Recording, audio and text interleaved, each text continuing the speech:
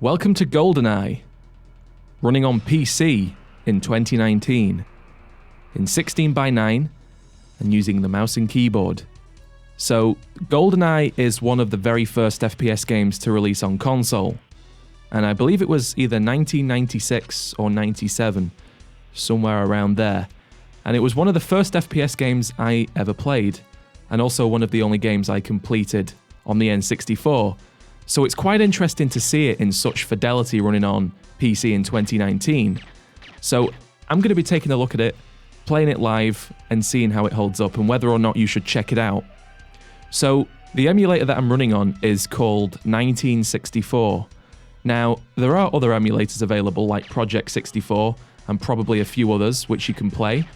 But the 1964 emulator is actually probably the best because it gives you access to mouse and keyboard options and 16:9 as well as 60 frames per second, I believe. So this video is obviously rendered in 4K 60 frames a second, but that's probably not reflecting the game's resolution natively because it is obviously being upscaled quite a bit.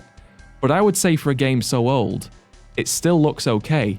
And this is something you're going to have to take my word for, but it actually plays quite nicely on mouse and keyboard. Now, some of the AI and the way people shoot at you is going to be a little bit different because it's kind of keeping in mind that you only have one analog stick on the N64. So the game was way more difficult to control when it came out. So running it on the emulator actually makes it a lot easier to control, which is kind of ironic because this is probably better than playing it on the N64, which is its native console, or its native home. So the controls are WASD to move around, and it's right mouse button to aim, left to shoot. So it's pretty standard. You know, you press Q to cycle between your weapons. And one of the things which kind of sticks in my mind about this game, as I've read about it more recently, is that it was one of the first FPS games on console to use auto-aim.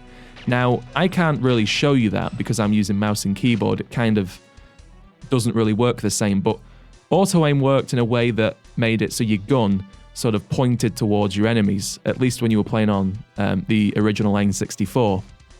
Now, I have actually tried to get this working on the N64, but it's quite a pain in the ass to get running with the old input settings, and you can convert it to HDMI, but it's infinitely difficult to make it recordable via HDMI. There's a whole host of issues, so definitely, if you want to play N64 games in 2019, like Goldeneye, oh, what's going on here?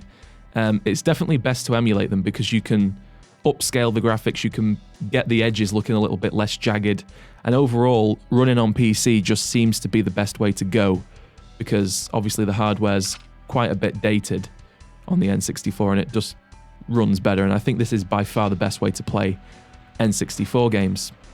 So this is the first mission, it's called Damn, and you've probably seen it if you've at all heard of Goldeneye, but I'm actually going to show you some of the other missions after we've completed this. Now, the way you interact with things, the way I just press this button, is E, so that's pretty similar to games today. And one of the areas I could see this game improving is perhaps if modders got hold of it and made the graphics a little bit sharper. That would be quite interesting, because modders have already made it playable in 16:9 at 60 frames per second, which is really cool. What I'm going to do here is snipe them from a distance. Now I'm going to have to... Did he just see me? Now he's going to go and try and trigger that alarm there. That's no good. We don't want him to do that. So that'll make the guy come out that's got a magnum. Now, the AI in this game is a little bit unusual because if they don't have line of sight, they don't detect you, even though you might feel like they can see you. They're going to have to be within... you're going to have to be within their cone of vision to get detected by them, basically, which is an interesting mechanic. I suppose it's a reflection of the time. But this alarm usually goes off if you let someone trigger it. That's the guy who comes out if you trigger the alarm. There we go, let's kill them. Don't believe we can go down there. No, okay. So this is the gun we have access to now. Shoot that down. Go through here, let's move on. So this is the end of the game. Basically, you jump off the edge of this dam, and then you progress to the next level, which I will show you now. Let's shoot him. It's so kind of... It's a lot easier running on mouse and keyboard. You can kill people from a distance. You can sort of dodge and weave a lot easier. And the AI just isn't a match when you can aim so easily. Like, I bet on the original N64 you'd have struggled to make that shot. Which is case in point, it perhaps needs to be played on the max difficulty. But let's finish the first mission here and progress to the second. So this is the second mission on Goldeneye, and probably one of the most iconic missions because from the film, it's the most iconic scene where you drop down into the toilet like this from the vents.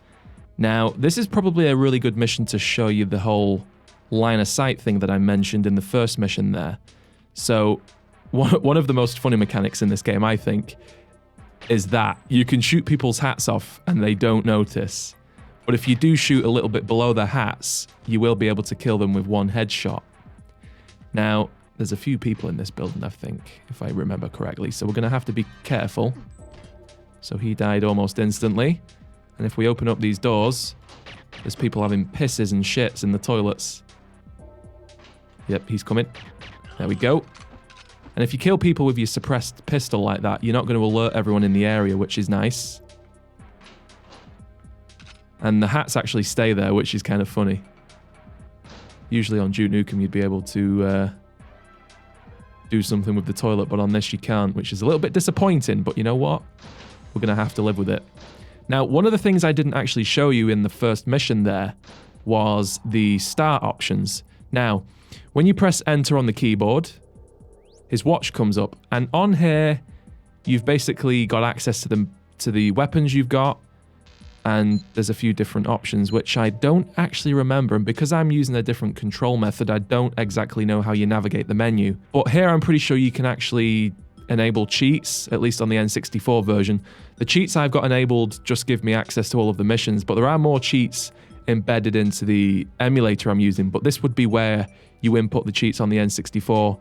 You can cancel the game, you can view your objectives, and like I said, look at the guns you've got. So pretty straightforward stuff. That's how you access it. Now, let's progress a little bit further into this mission and show you some of the things that you need to do here, because this is one of the first missions which has multiple objectives. Now he's got a helmet, as you can see. So if we shoot him in the head, he won't notice, which is kind of strange. And that was case in point. People that don't have line of sight don't detect you, which is kind of strange, to be honest. So we can kill him. And one of these guys has the key card. I think it's him, yeah. So he drops it. You can see it on the floor there. And that's how we get through all of the different doors. Pick up some body armor. And we can progress by... I thought there was someone in here. We can progress by going through this door here. Now, I do think there's ammo in these boxes. They might actually blow up, so I'm not going to shoot them too much. But I'm kind of just remembering this game as I go, because it has been such a long time since I've played it that it's all coming back to me as I'm recording this for you, which should be quite interesting. So what we need to do is go around the other side and unlock the door from that panel there. Hello, fellas. How you doing? Let's go and unlock the door. There we go. And all of these panels are just activated with the E button, which is pretty straightforward. There we go. See, he didn't detect us straight away, which is kind of unusual. But just a reflection of the mechanics of the time, I suppose. The game definitely isn't balanced for keyboard and mouse because we're able to just evade enemies and shoot them really quickly. That's probably way quicker than we would have been able to on the N64 controller. Oh shit, they're behind us. Okay then. See the way they jump out the way? Now they're probably going to kill the scientists. If we're not careful. Don't want to kill any of the scientists because that's a mission fail. Oh, no. They're not killing him. Come on, move out the way, scientist. There we go. And the way you pick up ammo, if I didn't mention that already, is you literally just walk over the guns. They don't despawn. Okay, so there's two different directions we can go here. We do need another key card. And I'll probably remember how we get it soon. Oh. There we go. Shoot his hat off, then he's dead. No one down here. Oh, bloody hell. Aiming then shooting is a little bit difficult. I wish the crosshair stayed up by default. He's just spotted us. There we go. You can actually reload your gun with E as well. I forgot about that. So you don't have to waste all your ammo before you reload and get a full mag. Okay, so I believe it's to the right-hand side that we need to go. Could be wrong about this. Yeah, you need to unlock that with the security panel, which is on the middle of the building here. Another scientist. So we can get in here with the key card that we already got. And we can unlock both of these doors. I'll go for the right-hand side first. This is kind of like an airlock. So if we activate this door, the one behind us shuts. And we can go through here. So the objective for this mission is to blow up the canisters, which we can get to via the other side. Let's kill these guys. There we go. I think there's only one of them up there. No, there's two. There we go. Oh. He survived a shot to the neck. Look at that. Oh, there's more of them. Spawns up there. There we go. Make short work of them. You can see the blood physics as well. There's actually blood on them when you shoot them. So if they take a little bit of damage, you can actually see that on them, which is cool. Let's go through here. You can hear the door shutting on the other side. So there's a little airlock. This one will open, that one will shut, and we can go through. Very good. And we've already unlocked the left-hand side, haven't we? So we can go through here relatively easily, I think. Oh, okay. We have to do it again. There we go. Unlocked. And there's people on that side.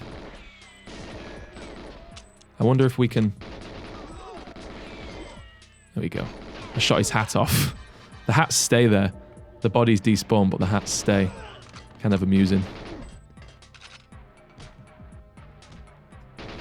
Onwards and upwards. So if you want to see a full playthrough of this game, let me know.